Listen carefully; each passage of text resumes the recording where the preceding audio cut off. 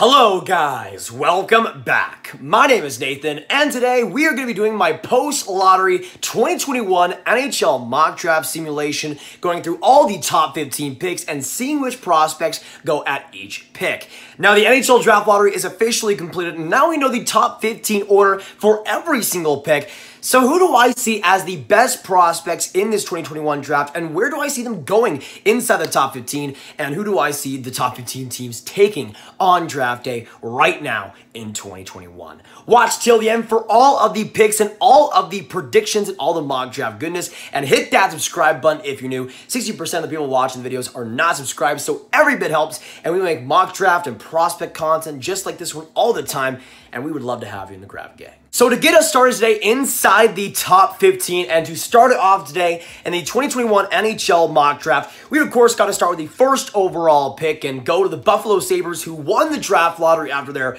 just horrific season, and go into the first prospect picked. And for a lot of people, it is an obvious choice, and I think especially with the Buffalo Sabres, it will be an obvious choice, and that will be Canadian big defenseman Owen Power. Now the name is pretty great, and we talked about him a lot on this channel in the past. Owen Power is a serviceable first overall pick. Not a guy that you're going to be absolutely blown away by to start out, but has some real potential and could be part of that Sabres blue line for a very long time. There are some problems in terms of defensive coverage, in terms of defensive lapses that sometimes happen, but the potential in terms of the skating and the size is definitely there, and I can see why a lot of teams are enticed right now in the NHL. I personally don't have him as my #1 prospect, but he is still pretty close. Now we can go on to the second overall pick, though, and the Seattle Kraken with their first ever pick in the draft at #2. Not a bad place to be. And at this spot, at the second overall pick, I think they will select USA defenseman Matthew Beniers. I love Matthew Beniers, and to me, he is the best prospect in this draft, but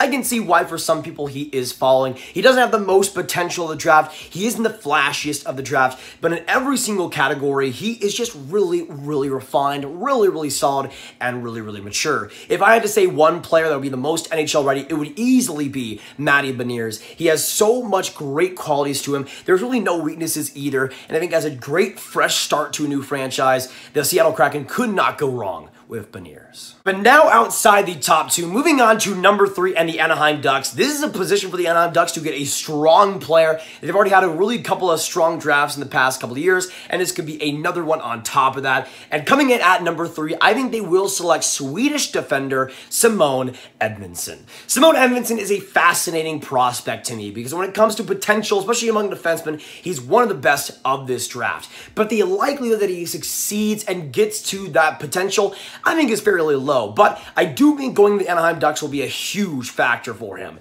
I think it's a little bit of the opposite with Owen Power on Buffalo, where I have some concerns that they'll develop him right. The Anaheim Ducks have done this before in guys like Hampus Lindholm who have great raw talent and have been turned into top 2 defensemen. Simon Edvinsson could totally be that and fill that same role, especially when it comes to transitional and offensive abilities. Now we can go on to the 4th overall pick and the New Jersey Devils. This is a pick that I think can really only go 2 ways. It's either William Eklund or Luke Hughes. To me, those are the 2 ones that make the most sense for New Jersey, not just in terms of the players, but in terms of the team fit.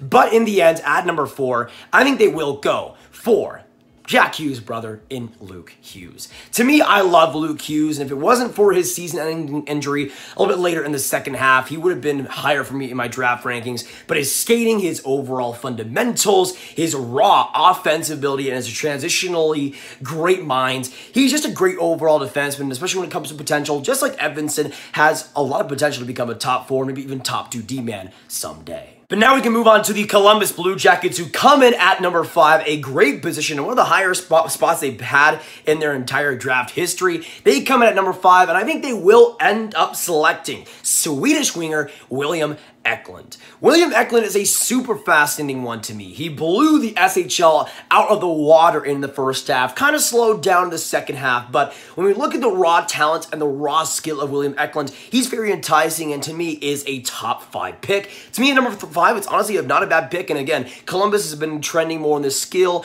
more kind of finesse game. They try to get guys like Max Domi on their team. They got guys like John Tortorella, and I think they're more try and go in that direction. I think for Columbus, he makes a lot of sense, and I think at number 5 would be a great pick there.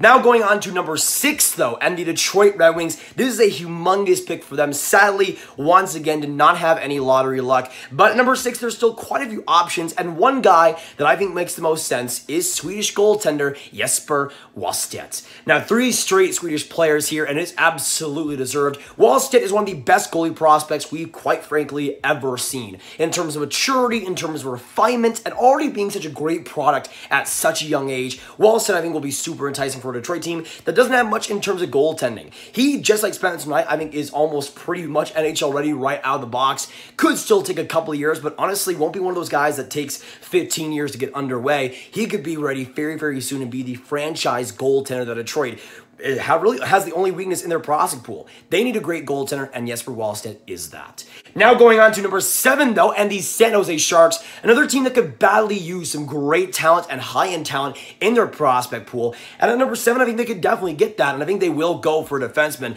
that being Canadian D-man Brandt Clarke. Now, we know Canucks fans are definitely hoping that at least one of those big-time defensemen are still there, but I think it'll be some bad news, as especially teams like San Jose, I think will gravitate towards guys like Clarke. And I think for Clarke at least, he isn't a perfect solution to San Jose's problems, but he's a lot like Erik Karlsson in terms of great transition ability, great speed, great overall skating, and I think has potential to be one of the greatest defensemen of this next era. Still could get there offensively, and still, in terms of talent, has a lot to offer for San Jose. But now moving on to number 8 and the LA Kings. This is where the draft, I think, really opens up in terms of potential picks and who we can see going inside the top 15. And a good example of that comes in at number 8.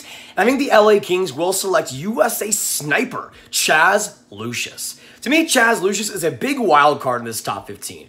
Had the first half pretty much completely injured, came back for the USDP team and was absolutely rocking. Scored goals left and right and did show some improvements in terms of skating, though I do think that is still a weakness for him long term. Still, for the LA Kings, they've proven in the past they can make those type of players just bet on skill and make it work at the NHL level. And combining with how many centers they have at the NHL level as well going forward with their prospect pool, they will have a little bit of a winger need, and I think Chaz Lucius, especially goal scoring wise, there's not a lot of goal scorers in their prospect pool, could definitely fill that.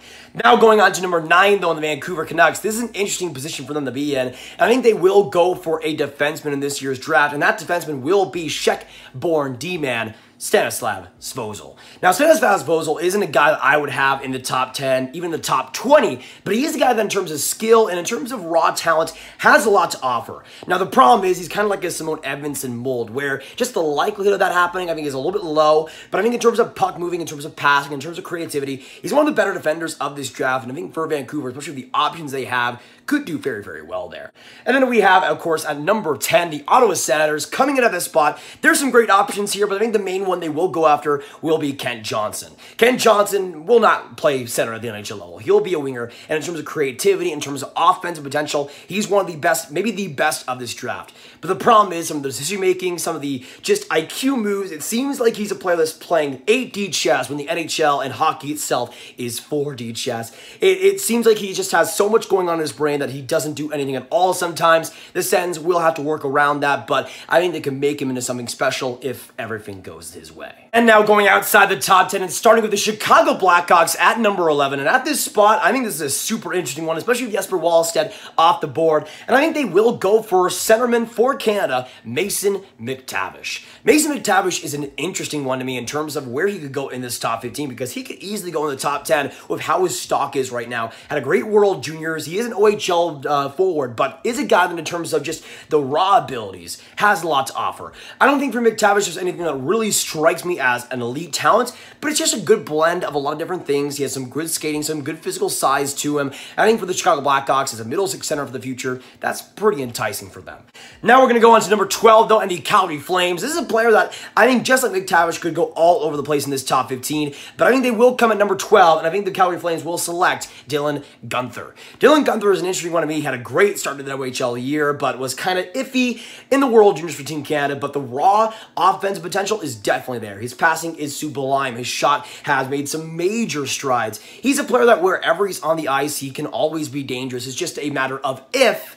and if he will get to that level in the NHL. He's a little bit undersized, and sometimes he plays like it, and I think that will be a passion project for the Calgary Flames going forward.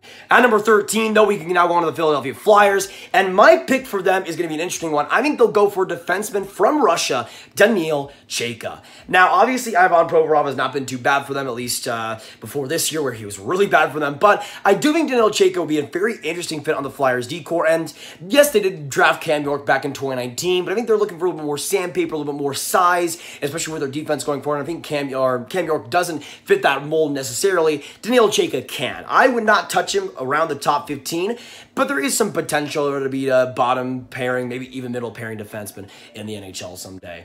Then going on to my favorite team in the Dallas Stars at number 14, there is so many players I want them to pick. This player is one of them, and I think there's so many options for the Stars this time around. And at number 14, I think they will go for USHL forward Cole Sillinger. I absolutely adore Cole Sillinger, and although his defensive game and sometimes the pressure he puts on defensively can be a little bit terrible, to say the least, his offensive game is simply untested. It is fantastic. What he's able to do with the puck, his speed, his skill, his raw explosiveness, that's something the Dallas Stars can use long term. And I think even as a winger, he could fit very, very well on this team. Now, speaking of not wingers, we're going to move on to the New York Rangers. At number 15, this is a very interesting spot, and there are a couple of centers available at this place. But at number 15, I think they will go for Finnish centerman Aatu Räty. Now, Aatu Räty, with a former first overall pick in terms of hype a couple years back, still, I think, can provide some NHL value. The problem is the offensive game really has not had any progression since 2019 or so, and that will need to change, but his defensive game is still very, very refined, very, very mature, and I think if you could build around that two-way game, you have potentially a second-line center. I think he's more likely a third-line center, but definitely one of the safest bets of this year's draft. But that'll be it for today, guys. Thanks so much for tuning in. If you enjoyed, hit that like button, hit that subscribe button, and hit that notification bell if you haven't already, get notified on all the new videos and all the new live streams. Comment down below, what do you guys think about this year's 2021 NHL draft, and how do you guys see the top 15 shaking out? Who do you want your team to take? Let me know. And what do you think about my picks? What do you agree and disagree with? Make sure you share this video with your friends, get it out there, and click on this card right here to watch all of my 2021 NHL draft content right in one playlist. My name is Nathan. Thank you so much for watching, and I'll see you in the next video or stream.